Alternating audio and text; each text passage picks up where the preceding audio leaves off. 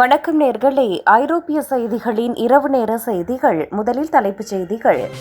NATO வான்பரப்பில் ரஷ்யாவின் அணுவாயுத குண்டுவீச்சு விமானங்கள். உலகப்போர் அச்சம். கார்கிவ் பகுதியில் கிராமத்தை கைப்பற்றியதாக பொய் பிரச்சாரம். உக்ரைன் மறுப்பு.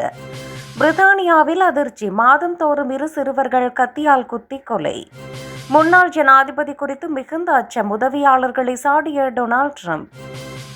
லண்டனில் கடைகளில் திருட்டு. புதிய தொழில்நுட்பத்தால் அதிகரிக்கும் தண்டனைகள்.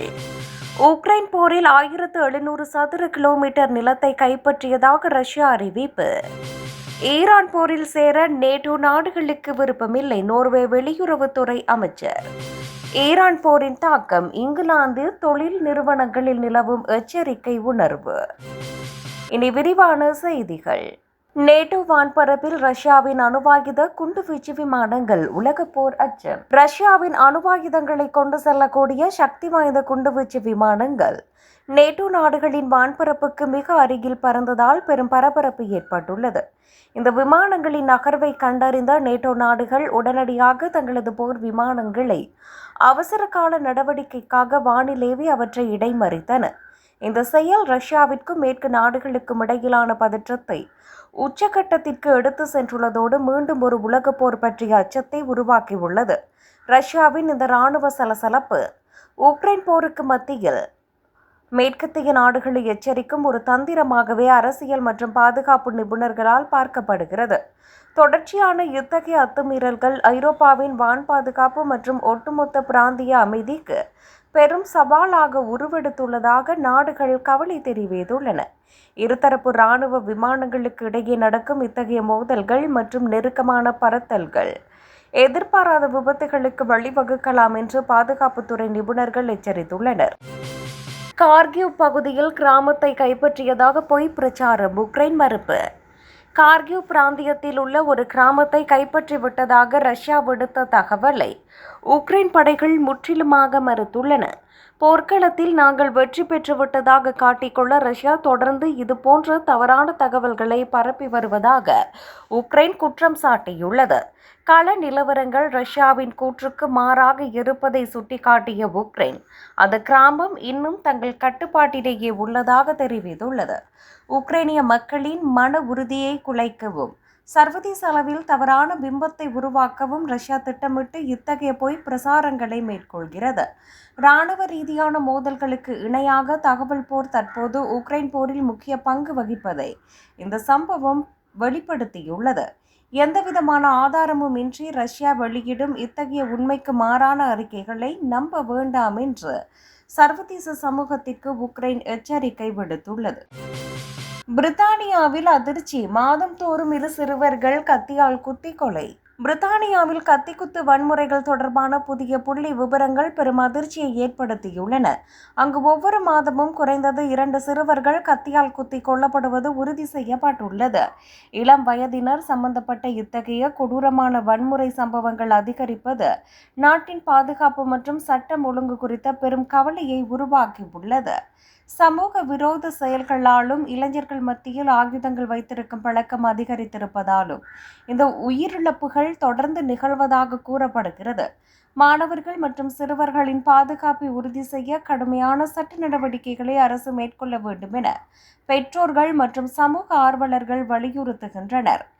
எதிர்கால சந்ததியினரின் உயிரை பறிக்கும் இந்த வன்முறை கலாச்சாரத்துக்கு முற்றுப்புள்ளி வைக்க கல்வி மற்றும் சமூக விழிப்புணர்வு மிக அவசியமாகுகிறது. இத்தகைய துரதிர்ஷ்டவசமான சம்பவங்களை தடுக்க காவல்துறை மற்றும் சமூக பொறுப்பாளர்கள் ஒன்றிணைந்து செயல்பட வேண்டியது தற்போதைய காலத்தின் கட்டாயமாகும். முன்னாள் ஜனாதிபதி குறித்து மிகுந்த அச்சம். உதவியாளர்களை சாடிய டொனால்ட் ட்ரம்ப். முன்னாள் ஜனாதிபதி ஒருவரை நினைத்து டொனால்ட் ட்ரம்ப் மிகுந்த அச்சம் அடைந்ததாகவும் இதனால் தனது உதவியாளர்களை பல மணி நேரம் கடிந்து கொண்டதாகவும் அதிர்ச்சிகரமான தகவல்கள் வெளியாகி உள்ளன. ஒரு முன்னாள் ஜனாதிபதியில் செல்வாக்கு அல்லது நடவடிக்கைகள் குறித்து ட்ரம்ப் கொண்டிருந்த அதீத கவலையே இத்தகைய ஆவேசமான நடவடிக்கைக்கு காரணமாக அமைந்ததாக கூறப்படுகிறது. வெள்ளை மாளிகையில் பணியாற்றிய உதவியாளர்கள் மீது அவர் நீண்ட நேரம் உரக்க கத்தியது அவரது நிர்வாக சூழலில் நிலவிய பதற்றத்தை வெளிச்சமிட்டு காட்டுகிறது.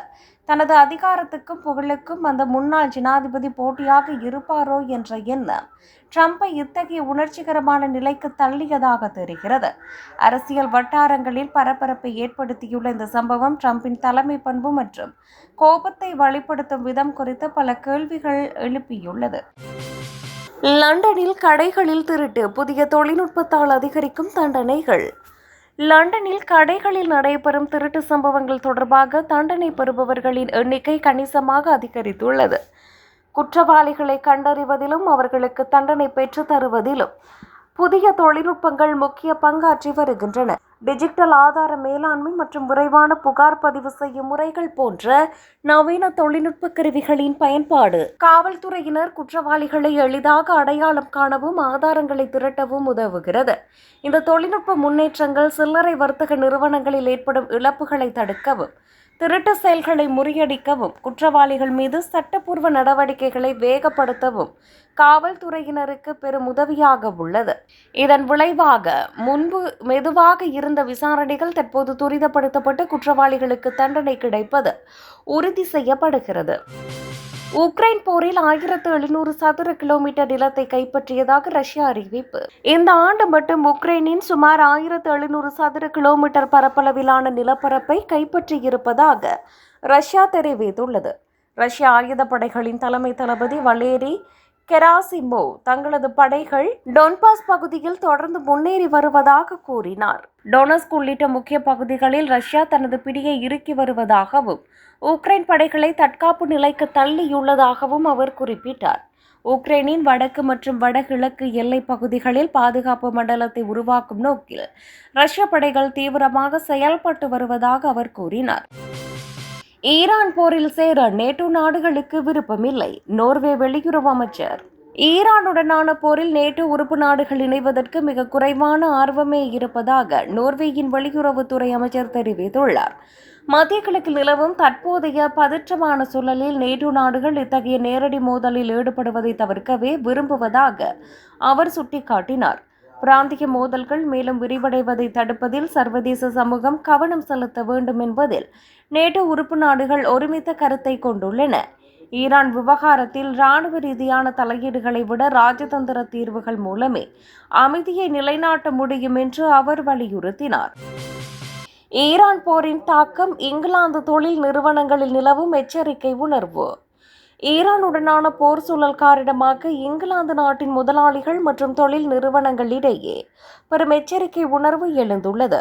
போரினால் ஏற்பட்டுள்ள பொருளாதார நிச்சயமற்ற தன்மை வணிக நிறுவனங்களின் தொழில் நம்பிக்கையை வெகுவாக குறைத்துள்ளதாக தற்போதைய தகவல்கள் தெரிவிக்கின்றன.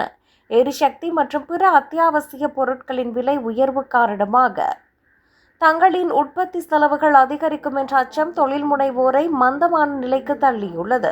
இந்த ஆண்டின் தொடக்கத்தில் காணப்பட்ட பொருளாதார முன்னேற்றம் மற்றும் நம்பிக்கை தற்போதுள்ள பதற்றமான அரசியல் மற்றும் போர் சூழலால் மங்கி போயுள்ளது. வணிக வளர்ச்சி திட்டங்களை தற்காலிகமாக தள்ளி வைப்பதையும் தேவையற்ற செலவுகளை குறைப்பதையும் நோக்கி பெரும்பாலான நிறுவனங்கள் தங்கள் கவனத்தை திருப்பியுள்ளன.